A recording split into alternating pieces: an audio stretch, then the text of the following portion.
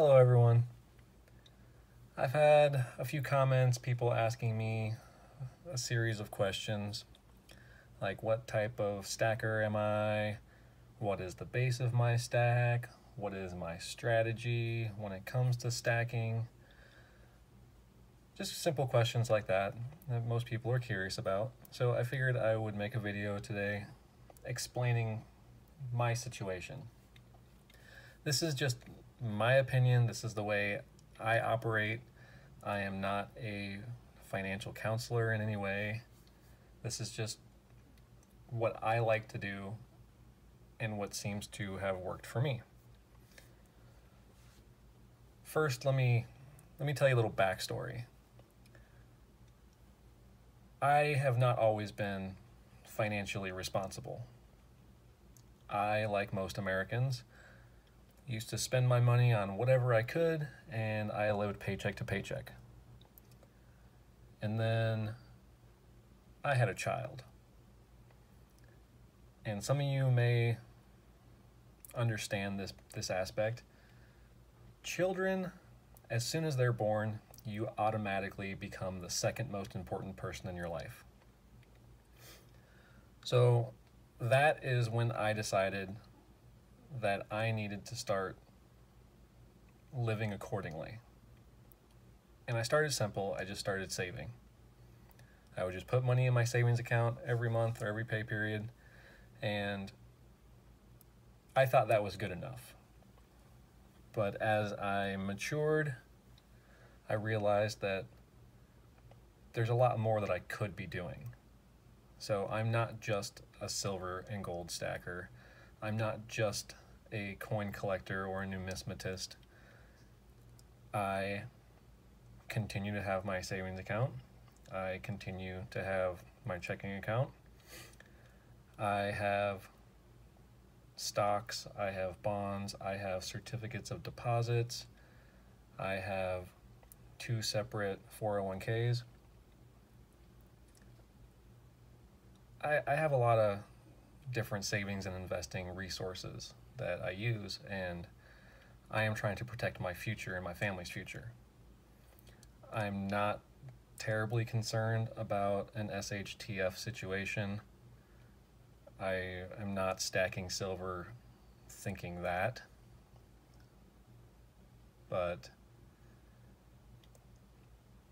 if it happens, I'd like to be prepared for it, but I'm not preparing just solely off that.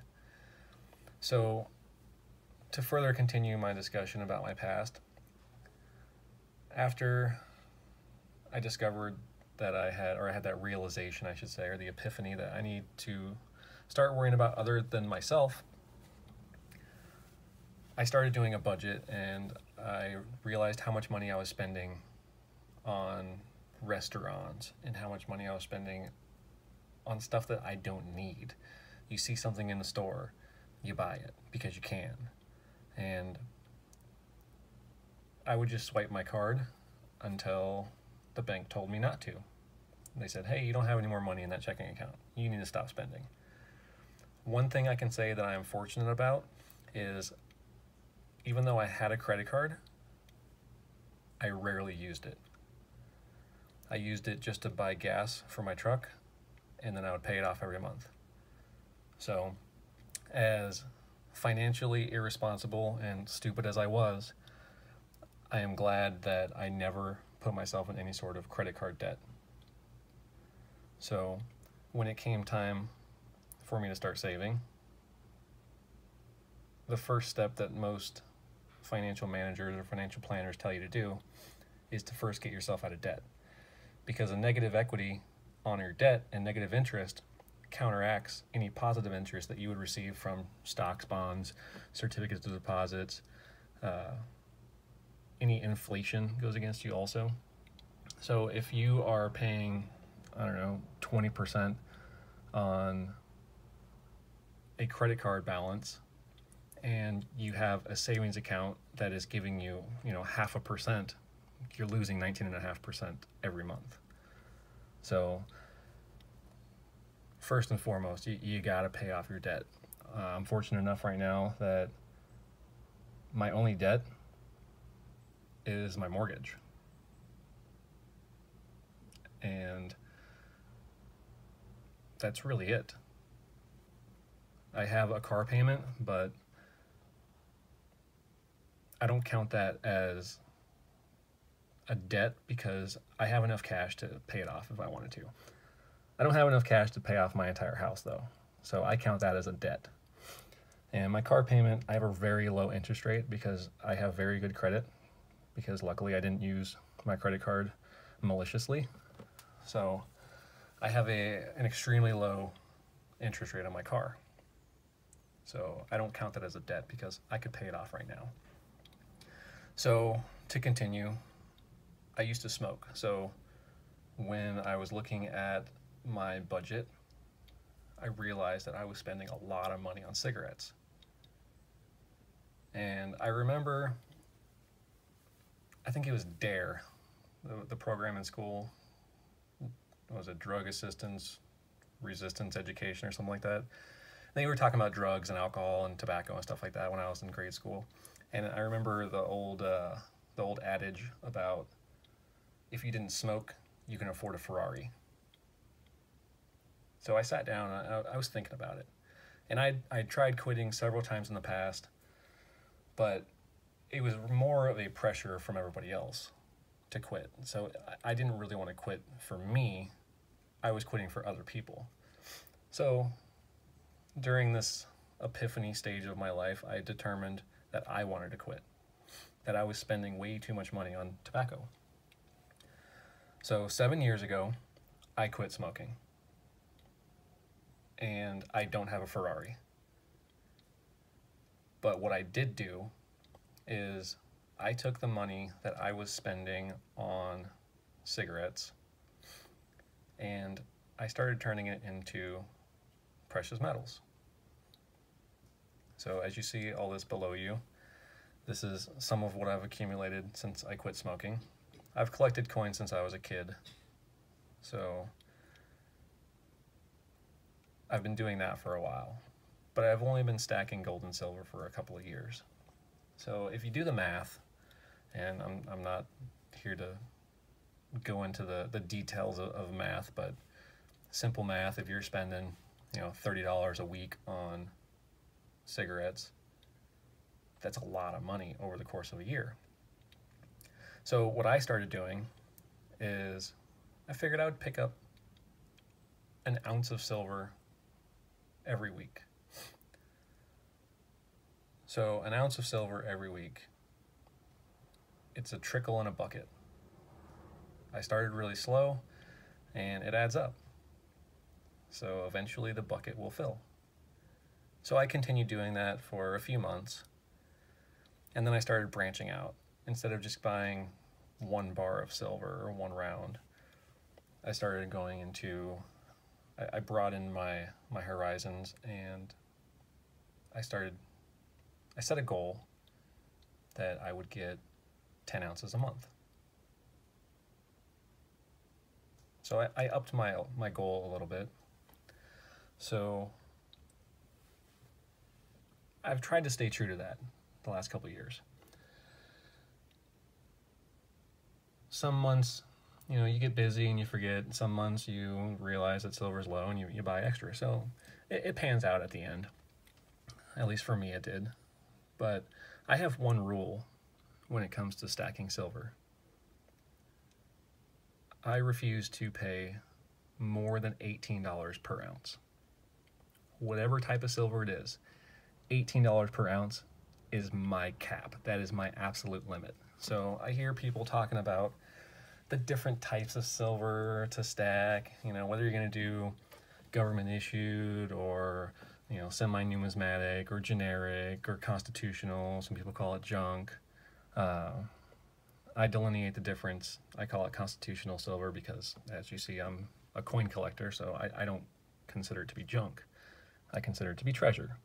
So $18 an ounce, that is my absolute max I will pay. So right now, silver is really low. So I can splurge, and even though you're paying a hefty premium, you can get American Silver Eagles or Maple Leaves or anything like that. You know, the premium stuff that it carries a larger premium over spot value. Now, my goal is just to stack as much silver as I can within my means, abiding by my budget, and maintaining that rule of $18 per ounce is my limit. So some of you guys might be asking yourselves, well, what happens if silver goes above $18 per ounce? Well, then I will probably look at the silver to gold ratio, and I'll either cash in my silver for gold, or I'll just unload my stack and I'll put it towards any number of my other investments. So I'm not really too worried about the type of silver that I buy. So as you see, I got some Eagles down here, I got some Constitutional, I got some generic rounds, I got some poured bars and casts, some machine bars and whatnot. I have a multitude of different types of silver. So the type of silver that I like is the cheap stuff. I generally go for the generic stuff because you have different varieties. It's not the same coin or round or bar over and over and over again. I have some variety in my stack. So some people, they'll stack just government issue, and that's fine. Every person's stack is their own stack, and no one should be telling or scrutinizing anybody else's stack. If you have 1,000 ounces of silver, congratulations. If you have 1.5 ounces of silver, awesome. You have more silver than most of the American population. So I stack what I like. And I like silver. So I have some gold. I probably should have been better when gold was a lot cheaper about stacking more gold. But I have a few ounces. I like silver more though. But silver does get cumbersome. It's heavy. It takes up a lot of space. So I may be switching over to gold. I bought a gold coin on Black Friday. I've been looking at gold a lot more recently just because it does take up a lot less space. So to the people that stack only American Silver Eagles, I got some. To the people that stack Constitutional Silver, I got some.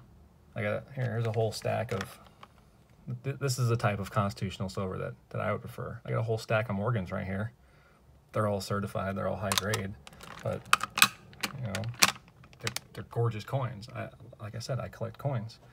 So that's where I would pay a premium on. Because some people will look at these coins and they'll say, okay, well, it's just a Morgan dollar. We can get them at my local coin shop for $18, $20. And you can stack Morgans and peace dollars. Great. So where everybody else pays the extra premium for Philharmonics or Silver Eagles or whatever, any other type of premium silver round, or the Engelhard or Johnson Matthey bars, I'm not going to pay the extra because to me it's still just silver. But the silver coins, the gold coins, the American business strikes of American coinage is where I will pay the premium, because to me that is a little bit of art and it's a piece of history. There's a story behind each of the designs. When you look at the older coins, who had that, who spent it, whose hands did it pass through? The designs of the coins themselves, they have stories. The American wheat penny in 1943 was steel. Why was it steel? Because we needed the copper for the war.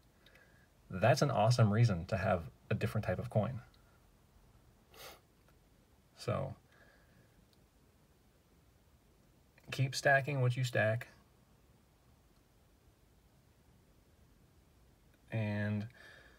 I hope this answered a lot of the questions that people had. I hope you enjoyed looking at this, because it is pretty.